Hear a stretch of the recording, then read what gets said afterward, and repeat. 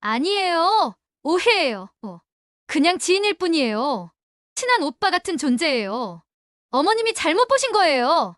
저는 말없이 휴대폰을 꺼내 식탁 위에 올렸습니다.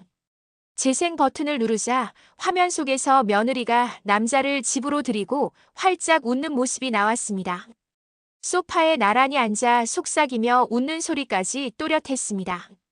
아들은 숟가락을 떨어뜨렸습니다. 금속이 바닥에 부딪히는 소리가 유난히 크게 울렸습니다. 그의 얼굴은 창백해지고 손은 부들부들 떨렸습니다. 그런데 며느리는 고개를 들며 목소리를 높였습니다. 어머님, 도대체 왜 제 뒤를 캐셨어요? 저를 이렇게까지 모욕하실 권리가 있어요? 이건 사생활 침해예요. 억울해요. 그 순간 제 안에서 무언가가 폭발했습니다. 그동안 삼키고 또 삼켜왔던 서러움, 모멸, 10만 원짜리 취급을 받으며 살아온 세월이 한꺼번에 치밀어 올랐습니다. 식탁 위에 물컵이 눈에 들어왔습니다. 제 손은 주저하지 않았습니다. 물컵을 집어들고 그대로 며느리 얼굴에 끼얹었습니다. 네가 다른 남자하고 노란한 이 사진을 앞에 두고도 감히 변명까지 나오느냐? 집안에서 아이돌 보고 평범하게 살던 제가 왜 이런 일을 겪었는지 궁금하신가요? 시청하시기 전에 구독과 좋아요 한번 부탁드립니다. 큰 힘이 됩니다. 어머님, 국은 싱겁게 좀 끓이세요. 애들이 너무 짜다고 하잖아요. 아침 상을 막 차려놓았는데 며느리 입에서 나온 첫 마디가 그거였습니다. 고맙다는 말은 끝내 들리지 않았지요. 습관처럼 고개를 끄덕이며 그래, 다음부턴 싱겁게 할게 하고는 말았습니다. 별것 아닌 지적 같아도 가슴속엔 작은 바늘처럼 콕 박히더군요. 내가 이 집에서 하는 일들이 당연한 수발쯤으로만 여겨지는구나 하는 생각이 스쳤습니다. 겉으로는 아무렇지 않은 듯 웃어 넘겼습니다. 오랜 세월 참으며 살아온 습관 때문인지 표정 하나 크게 변하지 않았을 겁니다. 하지만 속으로는 오래도록 서늘했습니다. 아이 밥그릇에 국을 퍼주면서도 맛있게 먹어라는 말이 예전처럼 힘있게 나오지 않았습니다. 마음이 무너질 땐 목소리도 가라앉게 되더군요. 아침은 늘 정신없습니다. 손주는 잠에서 막 깬 얼굴로 이리저리 뛰어다니고 저는 허리 아픈 것도 잊은 채 쫓아다니며 옷을 챙겨 입히고 가방까지 챙겨줍니다. 그러면서도 속으로는 늘 같은 생각이 들었습니다. 나는 왜 이렇게까지 해야 하나? 그런데 또 이 아이를 놓을 수 있나? 허리는 늘 뻐근했습니다. 한번 굽히면 똑바로 펴기까지 시간이 걸렸고 걸음을 옮길 때마다 허리춤에서 묵직한 통증이 따라왔습니다. 그래도 손주가 제 품에 안겨 웃을 때면 세상의 고통이 다 사라지는 것 같았습니다. 그래서 꾹 참고 일어났습니다. 아이 웃음 하나면 충분하다. 그렇게 스스로를 달래며. 그런데 며느리의 태도는 달랐습니다. 어머님, 오늘은 청소도 좀 부탁드려요.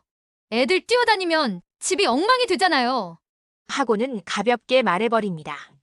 수고스럽겠다는 기색은 조금도 없었지요. 마치 제가 있어 당연히 해야 하는 일인 듯 고맙다는 말은 늘 빠져 있었습니다. 말은 그렇게 흘러갔지만 제 귀엔 오래 남았습니다. 누군가의 부탁과 누군가의 지시는 분명 다릅니다. 부탁은 고마움이 뒤따르지만 지시는 당연함을 깔고 있지요.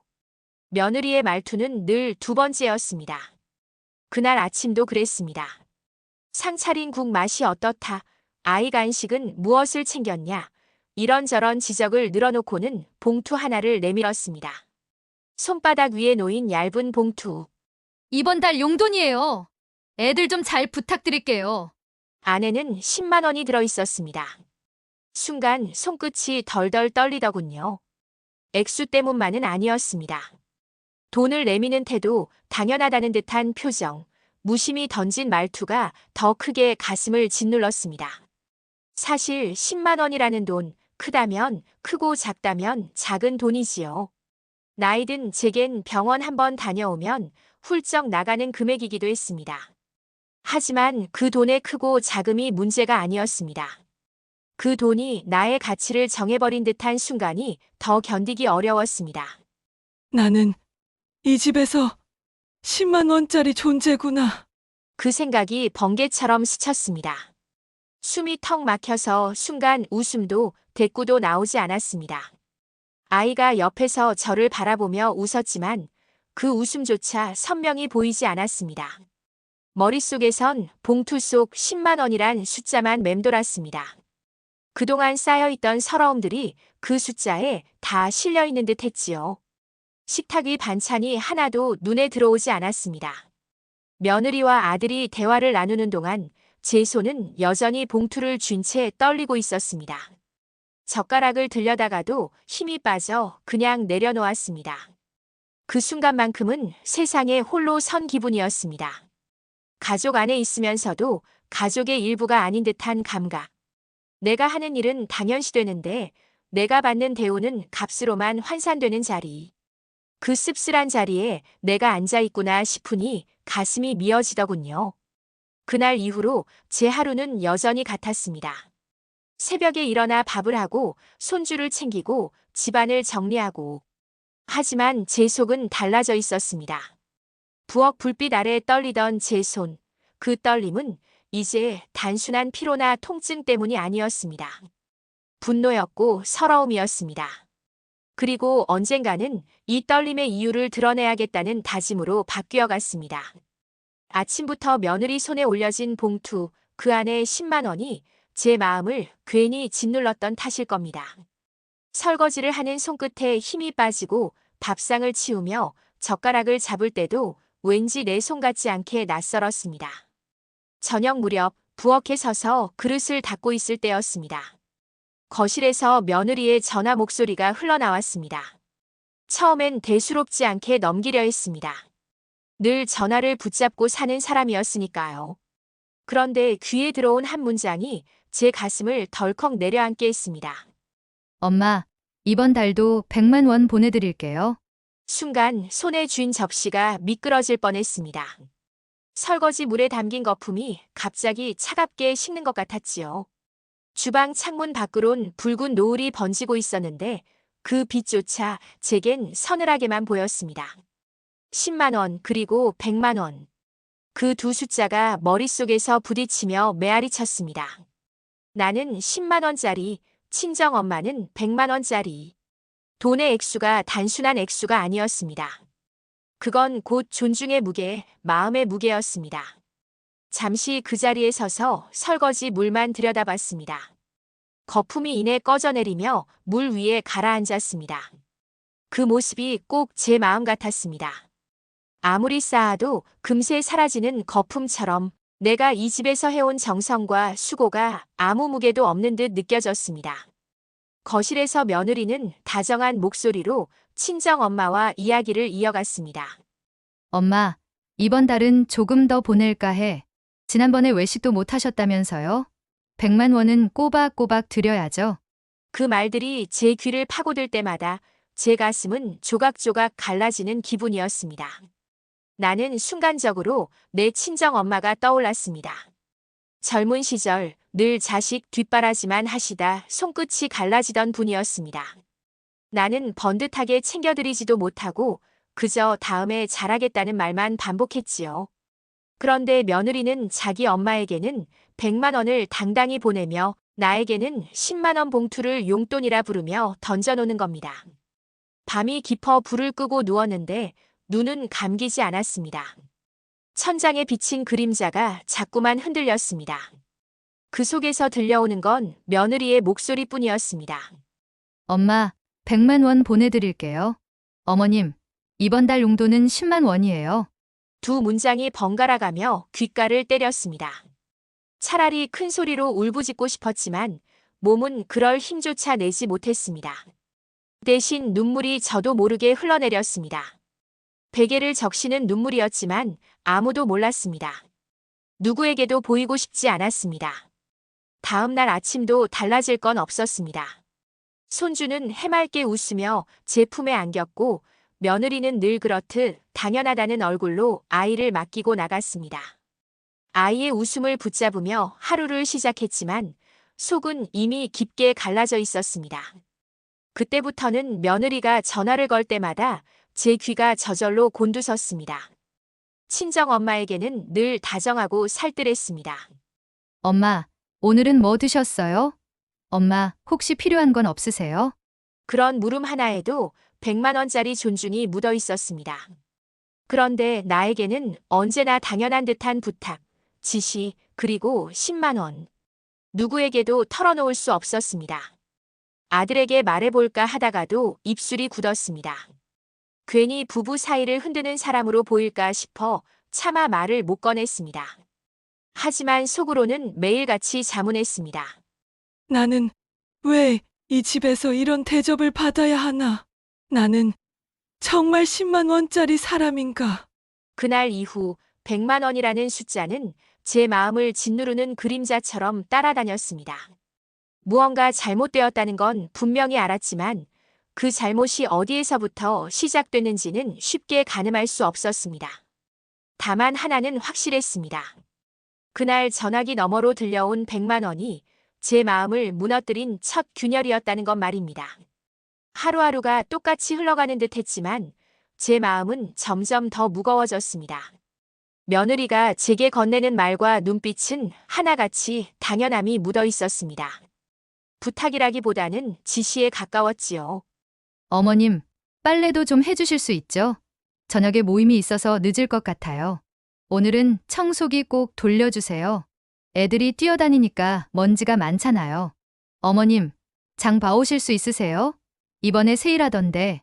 말끝마다 부탁드려요라고 붙었지만 그 목소리에는 미안함도 고마움도 없었습니다. 그저 어차피 어머님이 해줄 거다 하는 확신이 깔려 있었습니다. 저는 늘 고개를 끄덕였습니다. 거절을 못했습니다. 사실 거절할 마음도 없었습니다. 손주를 내 손으로 돌볼 수 있다는 게 고맙기도 했으니까요. 하지만 고맙다는 마음과 무시당한다는 서러움은 늘 한자리에 같이 앉아 있었습니다. 아이가 웃으며 달려와 안기면 눈물이 날 만큼 기뻤지만 며느리의 차가운 말투가 귓가에 맴돌면 금세 마음이 시들어버렸습니다.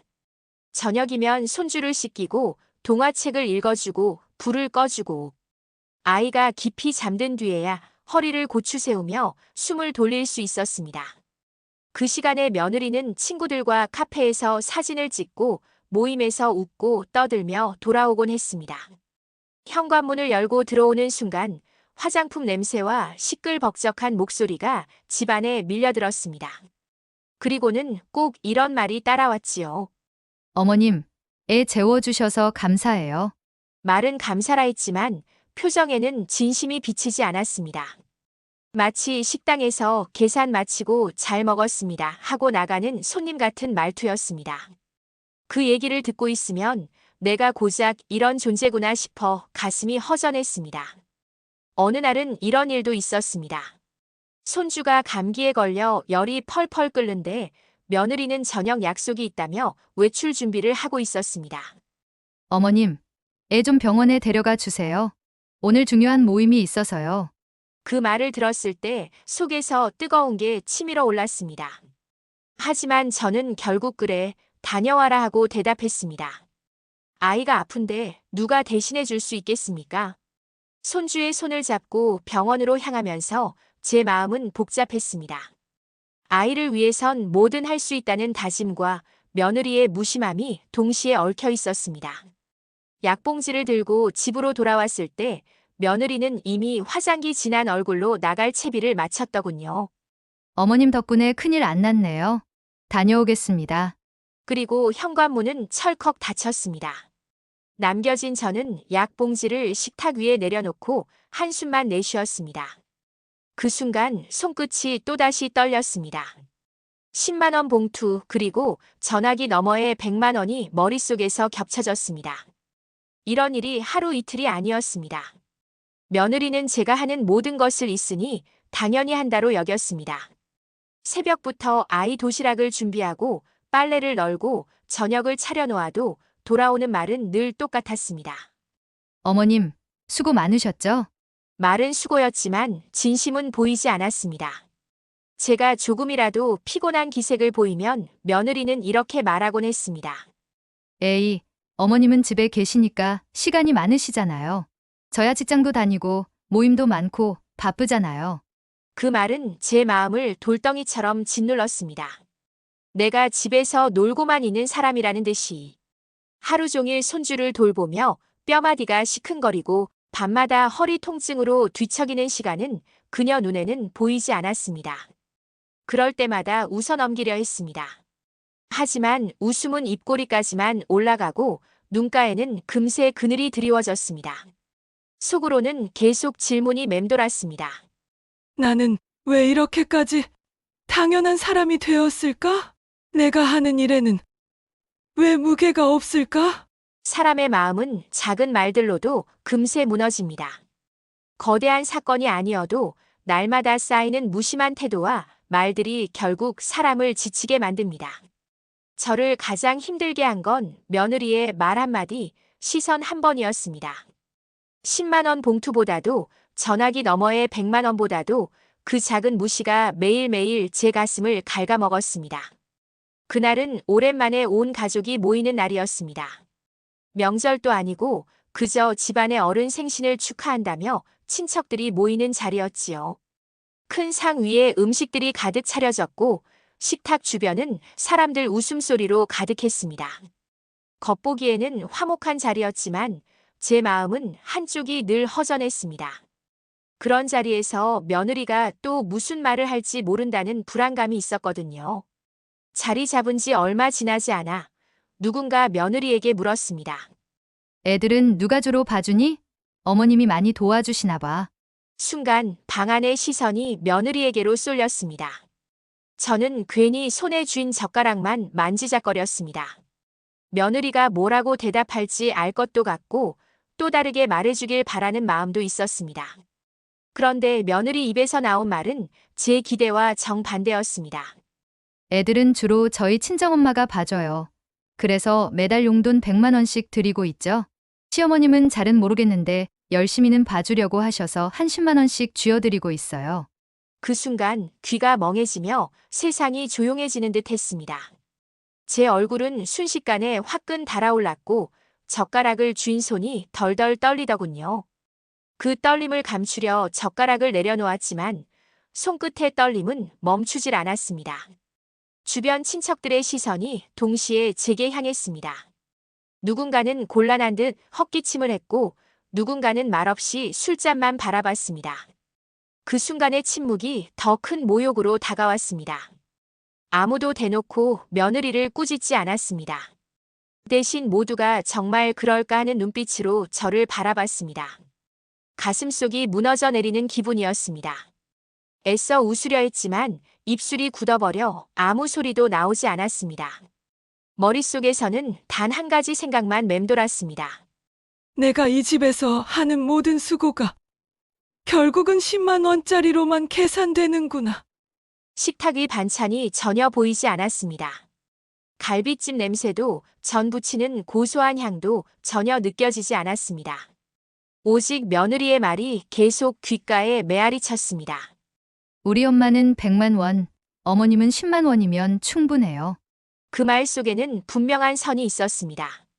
그녀에게 엄마는 존중과 사랑의 대상이었지만 어머님은 값으로 환산되는 존재일 뿐이었습니다. 자리에서 일어나고 싶었지만 다리가 굳어 움직이지 않았습니다. 그저 고개를 숙인 채 식탁 무늬만 멍하니 바라봤습니다. 눈앞이 아득해지고 숨조차 가빠졌습니다. 누군가 농담을 던져 분위기를 돌리려 했지만 제 귀에는 하나도 들어오지 않았습니다. 그날 집으로 돌아오는 길 발걸음이 무겁게 느껴졌습니다. 버스 창밖으로 스쳐 지나가는 불빛들이 다 낯설게만 보였습니다. 사람들은 각자 웃고 떠들며 지나가는데 제 안은 텅 비어 있었습니다. 집에 도착해 현관문을 열었을 때도 그 말이 여전히 귓가를 때렸습니다. 어머님은 가족이니까 10만 원이면 충분해요. 그날 밤은 참 길었습니다. 눈을 감으면 친척들의 시선이 다시 떠올랐습니다. 그 시선 속엔 연민도 있었고 약간의 비웃음도 섞여 있는 듯 했습니다. 하지만 무엇보다 제 가슴을 무너뜨린 건 그 자리에 있던 제 아들의 표정이었습니다. 아무 말도 하지 못한 채 숟가락만 만지작거리던 아들의 모습. 내 아들마저도 이 상황에서 나를 지켜주지 못하는구나. 그 생각이 가슴에 돌덩이처럼 내려앉았습니다. 밤새 이불을 덮고 누워 있었지만 눈은 감기지 않았습니다. 숨을 고를 때마다 목구멍이 막힌 듯 답답했습니다. 눈물이 차올라 베개를 적셨습니다. 그렇게 울다 지쳐 잠이 들었을 때 이미 새벽이 밝아오고 있었습니다. 다음 날도 저는 똑같이 새벽에 일어나 밥을 짓고 손주를 챙기고 집안을 돌봤습니다. 겉으론 아무 일 없는 듯 하루가 흘러갔지만 마음속에는 깊은 금이 갔습니다. 그날 며느리의 말은 제게 단순한 모욕이 아니라 제 존재 자체를 깎아내린 칼날이었습니다. 그날 모임 이후 마음이 무너져 내렸습니다. 며느리의 말은 단순한 순간의 실수가 아니었습니다. 그녀는 평소에도 그런 생각을 가지고 있었고 그날은 그걸 사람들 앞에서 대놓고 드러냈을 뿐이었지요. 어머님은 10만 원이면 충분하다. 그 말은 귀에서 떠나질 않았습니다. 집에 돌아온 그날 밤 이불 속에서 오래 뒤척였습니다. 눈을 감으면 친척들의 시선이 다시 떠올랐습니다.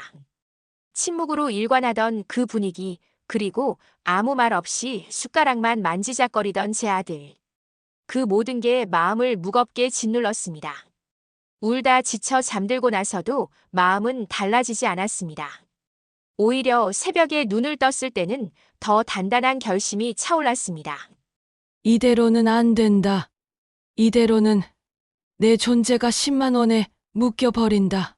하지만 저는 성격상 큰 소리로 화를 내거나 며느리와 맞붙어 싸우는 사람이 아니었습니다.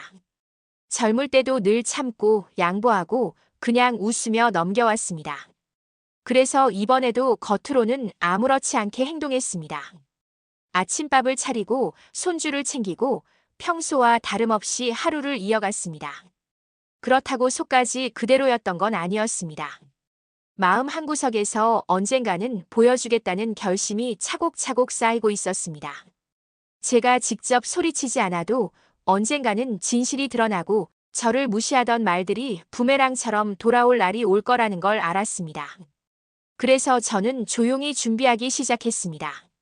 며느리가 10만 원을 건네줄 때 저는 그 돈을 쥐고도 쓰지 않았습니다. 약값이 필요할 때도 버스를 타야 할 때도 제 용돈을 줄여가며 아껴 썼습니다. 며느리가 준 돈은 봉투째로 장롱 서랍 깊숙이 넣었습니다. 매달 쌓이는 그 얇은 봉투들을 바라보며 제 손은 떨렸지만 마음은 조금씩 단단해졌습니다. 물론 그것만으로는 부족했습니다. 봉투 속 10만 원으로 제 마음을 증명할 순 없었습니다. 그래서 저는 다른 길을 택했습니다. 저녁이면 손주를 재우고 난 뒤 몰래 집을 나섰습니다. 동네 시장 구석 허름한 반찬 가게에서 설거지를 거들기도 했고 새벽이면 채소를 손질하는 일손을 도왔습니다. 처음엔 몸이 따라주지 않아 허리가 휘청거렸지만 사람들은 오히려 놀라며 저를 대단하다고 했습니다. 그 말들이 작은 위로가 되었습니다. 할머니, 연세에 이렇게 부지런하기 쉽지 않아요? 그 말 한마디에 힘이 났습니다. 누군가 제 수고를 인정해준다는 사실만으로도 살아있음을 느낄 수 있었습니다. 며느리에게는 이 사실을 알리지 않았습니다. 알면 또 무슨 소리를 들을지 뻔했으니까요. 어머님, 힘도 없으신데 그런 데서 일은 왜 하세요? 그냥 애들이나 봐주세요. 그 말이 돌아올까 두려웠습니다. 그래서 저는 모든 걸 숨겼습니다. 마치 아무 일 없는 듯 집에선 늘 손주만 챙기는 할머니로 남았습니다. 하지만 속으로는 달랐습니다. 작은 통장 하나를 따로 만들어 제가 번 돈과 며느리가 건넨 10만 원을 함께 넣었습니다. 통장을 채워가며 제 존재를 증명하는 듯한 기분이 들었습니다. 나는 10만 원짜리 사람이 아니다. 내 손으로 내 가치를 만들 수 있다. 그 과정에서 뜻밖의 위로도 있었습니다. 시장에서 만난 가게 아주머니들이었습니다. 할머니, 어제도 오셨어요? 허리 아프실 텐데. 저도 애들 키우느라 고생했는데 할머니 같은 분들 보면 마음이 짠해요. 그런 따뜻한 말들이 며느리의 무심한 말과는 너무 달랐습니다. 사람의 말이란 게 얼마나 큰 힘을 가지는지 그때 다시 느꼈습니다. 그렇게 조용히 준비하는 동안 며느리는 여전히 예전과 다르지 않았습니다. 당연한 듯 부탁을 하고 10만 원을 봉투에 넣어 던지듯 건넸습니다. 저는 겉으로는 받아들였지만 속으로는 서서히 다른 마음을 키워갔습니다. 언젠가 이 모든 걸 보여줄 순간이 올 것이다. 저를 무시하며 10만 원이면 충분하다던 그 말, 언젠가는 그대로 돌려주리라. 다만 큰 소리로 맞서 싸우는 게 아니라 제가 살아온 방식대로 조용히 그러나 단단하게. 그날 이후 제 하루는 달라졌습니다. 겉으로는 똑같이 손주를 챙기고 집안을 돌봤지만 속으로는 차분히 하나하나 준비해 나갔습니다. 언젠가 찾아올 순간을 위해 제 존재의 무게를 드러낼 그날을 위해 장을 보러 가던 길이었습니다. 시장 입구 쪽에서 멀리 며느리의 뒷모습이 보였지요. 반가운 마음에 다가가려 했는데 제 발걸음은 이내 멈춰 섰습니다. 그녀 옆에는 낯선 남자가 있었거든요. 두 사람은 팔이 스칠 만큼 가까이 걸었고 서로 얼굴을 보며 환하게 웃고 있었습니다. 순간 눈을 의심했습니다. 설마 내가 잘못 본 거겠지. 그렇게 믿고 싶었습니다. 하지만 자세히 볼수록 확신이 들었습니다. 며느리 얼굴에선 제가 한 번도 본 적 없는 표정이 피어났습니다. 아들과 함께 있을 때는 늘 예민하고 날이 서 있었는데 그 순간만큼은 소녀처럼 환하게 웃고 있었습니다. 손에 들고 있던 장바구니가 갑자기 무겁게 느껴졌습니다. 손끝이 덜덜 떨려서 바닥에 떨어뜨릴 뻔했습니다. 가슴이 철렁 내려앉고 숨이 막혀 목까지 차올랐습니다. 당장 달려가 소리를 지르고 싶었습니다. 내가 어떻게 이럴 수 있냐고 따지고 싶었습니다. 하지만 발걸음은 굳은 듯 멈춰 섰습니다. 그 자리에서 며느리를 불러 세운다고 해도 돌아오는 건 변명뿐일 겁니다. 소리 지르는 제 모습만 가볍게 소비되고 말겠지요. 그래서 마음을 다잡았습니다. 증거를 모아야 한다. 그래야 진실이 드러난다. 그 생각 하나가 떨리는 손을 진정시켰습니다. 그날 이후 저는 며느리를 다르게 보기 시작했습니다. 겉으로는 늘 똑같이 손주를 챙기고 집안을 돌보는 할머니로 남았지만 속으론 조용히 눈을 크게 뜨고 지켜보기 시작했습니다. 며느리가 집을 나서는 시간, 돌아오는 시간, 옷차림 하나하나를 기억했습니다. 아이를 맡기고 나가며 중요한 모임이 있다고 말할 때 어디로 가는지 귀 기울여 들었습니다. 핸드백 속에서 흘러나오는 향수 냄새, 제가 알던 며느리의 냄새가 아니었습니다. 이웃들에게도 은근슬쩍 물었습니다. 혹시 우리 며느리 본 적 있어요? 요즘 바쁘다는데 어디 다니는지. 그러면 가끔씩 들려오는 소식이 있었습니다. 저녁에 낯선 남자랑 카페에 있더라고요. 지난번엔 차에 같이 타는 걸 봤어요. 그 말들이 제 심장을 찌르듯 들어왔습니다. 하지만 얼굴에는 티를 내지 않았습니다. 오히려 고개를 끄덕이며 담담히 대답했지요. 속으로는 가슴이 무너졌지만 겉으론 차분함을 지켰습니다. 지금은 때가 아니다. 모든 걸 모아둘 때다. 휴대폰을 들고 다니며 사진을 찍기도 했습니다. 시장에서, 카페 앞에서, 골목길 모퉁이에서. 혹시라도 놓칠까봐 멀리서 줌을 당겨 찍으며 손이 덜덜 떨렸습니다.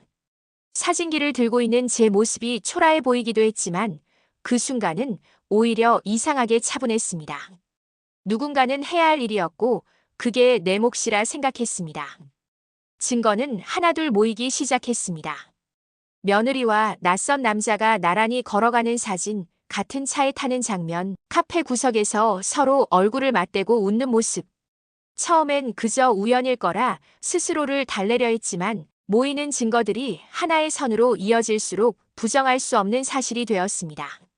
집에 돌아와 장롱 속 깊은 서랍을 열고 작은 상자에 그 증거들을 모아두었습니다. 사진 인화본, 메모지, 그리고 날짜가 적힌 작은 수첩. 며느리의 외출 기록을 빠짐없이 적었습니다. 혹시라도 내가 틀린 게 아닐까 싶어 모든 걸 차곡차곡 모아야만 마음이 놓였습니다. 밤마다 그 상자를 열어보며 스스로에게 말했습니다. 급할 건 없다. 진실은 숨길 수 없으니 언젠가 드러나게 돼 있다. 그 말을 되뇌다 보면 낮에 떨리던 손이 조금은 진정되었습니다. 겉으로는 아무 일 없는 듯 일상이 이어졌습니다. 손주는 여전히 해맑게 웃으며 제 품에 안겼고 며느리는 여전히 당연하다는 듯 아이를 맡겼습니다. 하지만 제 눈빛은 달라져 있었습니다. 이제는 단순히 서러움을 삼키는 사람이 아니라 진실을 지켜보는 사람이 되어 있었으니까요. 그날 이후 저는 매 순간이 기록이라고 생각했습니다. 며느리의 작은 거짓말 하나도 그냥 흘려보내지 않았습니다. 아들이 알지 못하는 진실을 언젠가는 내 손으로 밝혀야겠다고 다짐했습니다. 그 다짐은 조용했지만 결코 가볍지 않았습니다. 며느리의 수상한 기척을 눈여겨본 지 한 달쯤 되었을 겁니다. 집을 나서는 시간, 돌아오는 시간, 낯선 향수 냄새, 그리고 제 눈앞에 포착된 몇 번의 장면들. 이미 마음속으론 확신을 하고 있었지만 누군가에게 보이기엔 아직 부족했습니다. 사진 몇 장, 이웃의 목격담만으로는 며느리가 변명거리를 찾을 수 있었지요. 저는 기다렸습니다. 그 어떤 핑계도 통하지 않을 순간이 오기를. 그리고 마침내 스스로 그 순간을 만들기로 했습니다. 그날 아침 손주는 어린이집에 가는 날이었습니다. 도시락을 챙겨 들려보내고 나서 저는 며느리에게 아무렇지 않은 척 말을 꺼냈습니다. 오늘은 내가 친구를 만나러 좀 다녀와야겠다. 점심도 밖에서 먹고 저녁 늦게 들어올 거니 내가 알아서 하거라. 제 말에 며느리는 잠깐 눈치를 보더니 금세 미소를 지었습니다. 그러세요, 어머님. 제가 집에 있으니까 걱정 마시고 다녀오세요. 그 웃음을 보는 순간 가슴 속에서 서늘한 바람이 훑고 지나갔습니다. 너무도 태어난 그 표정 뒤에 무엇이 숨어 있는지 저는 이미 짐작하고 있었습니다. 저는 장바구니를 들고 현관문을 나섰습니다. 평소처럼 시장에 가는 모습으로 위장했지요. 그러나 발걸음은 곧장 이웃 정희숙 씨 댁으로 향했습니다. 그녀는 제 속사정을 어렴풋이 알고 있었고 잠시 창문을 빌려주겠다고 했습니다. 제 집 거실이 내려다 보이는 위치였습니다. 시간은 생각보다 빨리 흘렀습니다. 손끝이 떨려 시계를 몇 번이나 확인했는지 모릅니다. 그러던 중 현관문이 열리는 소리가 들렸습니다. 며느리가 문 앞에 서 있었습니다. 그리고 잠시 후 낯선 남자가 집 안으로 들어섰습니다. 순간 제 심장이 쿵 내려앉았습니다. 하지만 얼굴은 창백하게 굳었을 뿐 손끝은 차분히 휴대폰을 꺼냈습니다. 미리 켜둔 카메라 앱의 화면 속에 두 사람의 모습이 고스란히 담겼습니다. 며느리는 현관에서 남자를 맞이하며 활짝 웃었습니다. 제가 아들 곁에서 단 한 번도 본 적 없는 얼굴이었습니다. 두 사람은 거실로 들어가 차를 내리고 소파에 나란히 앉았습니다. 그 사이 거리는 너무도 가까웠습니다. 웃음소리가 창문 너머로 새어나왔습니다. 저는 숨을 고르며 촬영 버튼을 눌렀습니다.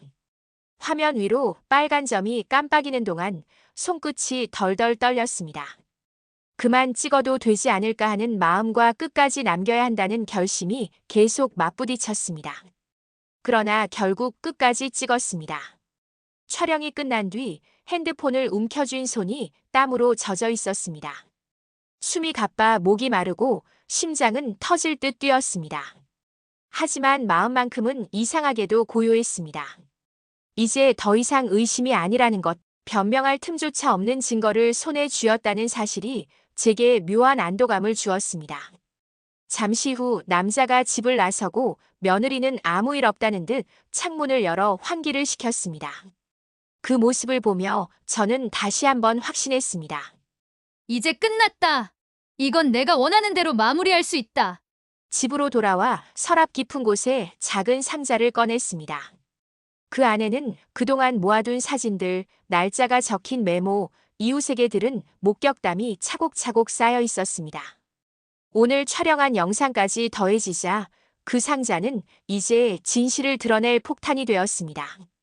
휴대폰 화면을 몇 번이고 다시 틀어봤습니다.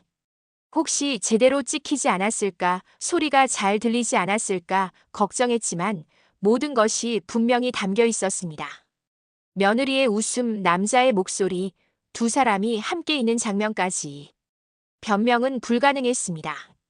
손끝이 또다시 떨렸습니다. 그러나 이번 떨림은 분노나 서러움이 아니라 오랫동안 억눌려 있던 무게가 조금씩 풀려나가는 떨림이었습니다. 그날 밤 방 안은 고요했지만 제 마음은 바쁘게 움직였습니다. 이 증거들을 언제 어떻게 꺼내 보여야 할지, 누구 앞에서 어떻게 말을 꺼내야 할지. 하지만 한 가지는 분명했습니다.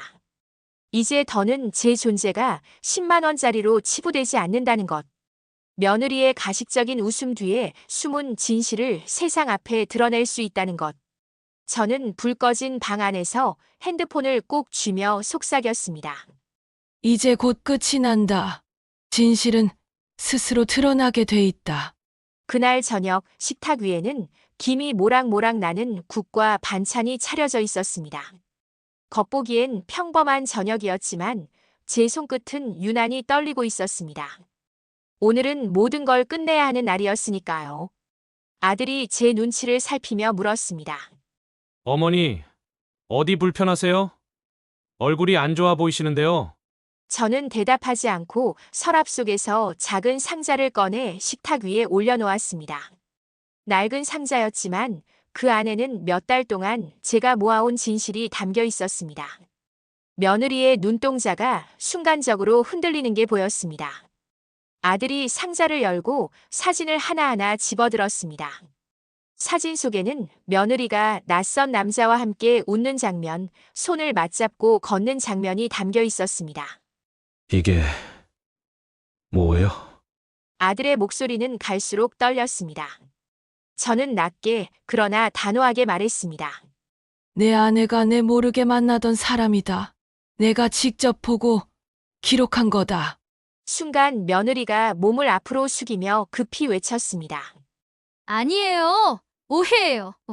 그냥 지인일 뿐이에요. 친한 오빠 같은 존재예요. 어머님이 잘못 보신 거예요. 저는 말없이 휴대폰을 꺼내 식탁 위에 올렸습니다. 재생 버튼을 누르자 화면 속에서 며느리가 남자를 집으로 들이고 활짝 웃는 모습이 나왔습니다. 소파에 나란히 앉아 속삭이며 웃는 소리까지 또렷했습니다. 아들은 숟가락을 떨어뜨렸습니다.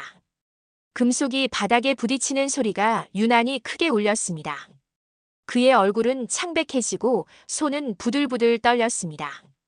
그런데 며느리는 고개를 들며 목소리를 높였습니다. 어머님, 도대체 왜 제 뒤를 캐셨어요? 저를 이렇게까지 모욕하실 권리가 있어요? 이건 사생활 침해예요. 억울해요. 그 순간 제 안에서 무언가가 폭발했습니다. 그동안 삼키고 또 삼켜왔던 서러움, 모멸, 10만 원짜리 취급을 받으며 살아온 세월이 한꺼번에 치밀어 올랐습니다. 식탁 위에 물컵이 눈에 들어왔습니다.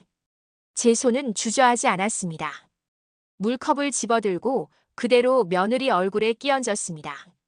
네가 다른 남자하고 노란한 이 사진을 앞에 두고도 감히 변명까지 나오느냐?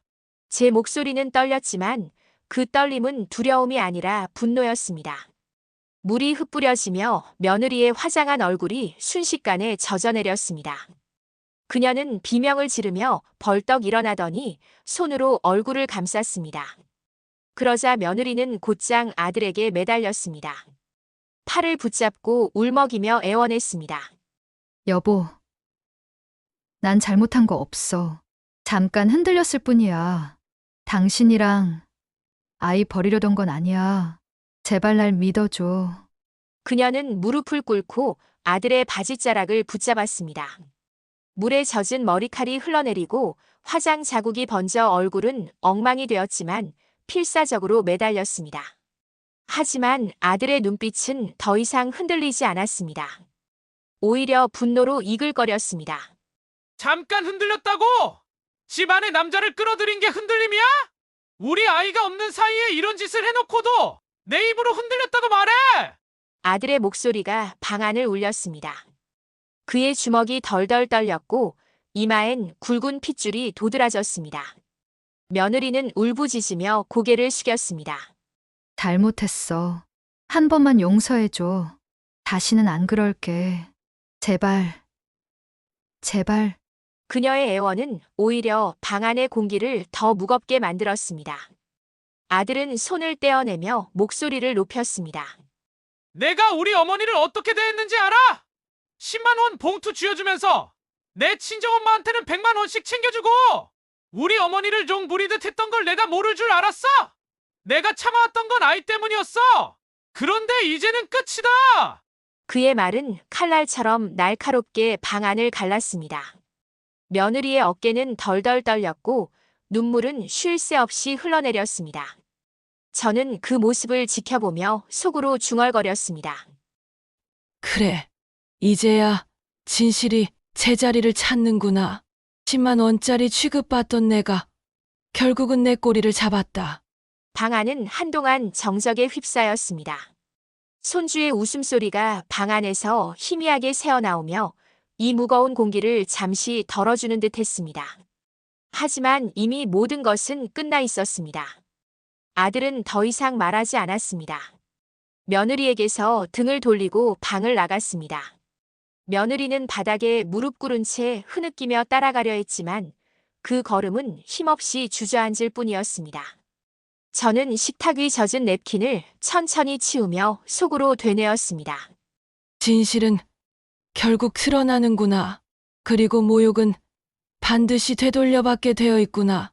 그날 밤 며느리는 무릎 꿇은 채 흐느끼며 바닥을 붙잡고 있었습니다. 눈물과 화장이 뒤엉켜 얼굴은 엉망이었고 물에 젖은 머리칼은 축 늘어져 있었습니다. 방 안 공기는 숨조차 막힐 만큼 무거웠습니다. 아들은 한참 동안 아무 말도 하지 않다가 마침내 입을 열었습니다. 이제 끝내자. 너는 가족이라는 이름으로 같이 살 수 없어. 그 목소리는 낮고 단호했습니다. 며느리의 몸이 덜컥 흔들렸습니다. 그녀는 곧장 아들에게 매달렸습니다. 여보, 잘못했어. 한 번만 용서해줘. 다시는 안 그럴게. 제발. 우리 아이 생각해서라도. 하지만 아들의 눈빛은 돌처럼 굳어 있었습니다. 아이 생각했으면 애 엄마로서 이런 짓을 하면 안 됐어. 그 순간 이미 끝이야. 며느리의 손이 허공에서 힘없이 떨어졌습니다. 그제야 그녀는 자신의 모든 변명이 더 이상 통하지 않는다는 걸 깨달은 듯 했습니다. 저는 조용히 방 안을 바라봤습니다. 손주의 방에서 들려오는 작은 웃음소리가 이 무거운 공기를 조금 덜어주었습니다. 아이는 아무것도 모른 채 그림을 그리고 있었습니다. 그 웃음소리가 제 가슴을 아리게 했습니다. 며느리는 여전히 흐느끼며 제 앞에 무릎 꿇고 빌었습니다. 어머님, 제가 잘못했어요. 제발 아들한테 잘 말 좀 해주세요. 저 한 번만 살려주세요. 그 말을 듣는 순간 제 안에서 다시금 분노가 치밀었습니다. 그동안 나를 10만 원짜리 취급하던 입에서 이제 와서 애원이라니. 저는 차갑게 대답했습니다. 내가 나를 10만 원짜리로 여겼을 때 이미 내 인생은 무너지고 있었던 거다. 내 친정엄마에게 100만 원씩 챙겨주며 잘난 척하던 내 모습. 이제 그게 다 부메랑이 되어 돌아왔다. 며느리의 눈이 커다랗게 흔들렸습니다. 그녀는 무언가 말을 잇지 못한 채 고개를 떨궜습니다. 아들은 자리에 앉지도 않고 그대로 이혼을 준비하겠다고 말했습니다. 목소리는 떨렸지만 결심만큼은 단단했습니다. 아이만은 지켜야지. 어머니, 이제 아이는 제가 책임질게요. 그 순간 손주가 방에서 나왔습니다. 작은 손으로 제 치마자락을 붙잡으며 말했습니다. 할머니, 오늘도 같이 잘 거죠? 그 말에 저는 눈물이 왈칵 쏟아졌습니다. 그동안 억눌렀던 서러움과 분노가 한꺼번에 녹아내렸습니다. 저는 손주를 꼭 끌어안으며 속으로 중얼거렸습니다. 그래. 내가 있어. 내가 버틸 수 있었다. 앞으로는 내가 너를 지킬 거다. 아들은 그런 저와 아이를 바라보며 깊은 한숨을 내쉬었습니다. 그의 눈에도 눈물이 맺혀 있었습니다. 하지만 그 눈물은 이제 과거를 끝내고 새로운 길을 가겠다는 다짐이 섞여 있었습니다. 며느리는 결국 아무 말도 하지 못한 채 방문을 닫고 방으로 들어갔습니다. 그 뒷모습은 더 이상 당당하지 않았습니다. 늘 고개를 높이 들고 나를 무시하던 그 얼굴이 아니라 초라하고 무너진 얼굴이었습니다. 그날 밤 집안은 깊은 정적에 잠겼습니다. 하지만 제 마음은 오히려 해방감으로 가득했습니다. 이제는 더 이상 10만 원짜리 취급을 받지 않아도 된다는, 내 존재를 증명해냈다는 확신이 제 안을 채웠습니다. 저는 속으로 마지막으로 이렇게 되뇌었습니다. 진실은 결국 드러나게 되어 있다. 그리고 모욕은 반드시 되돌아온다.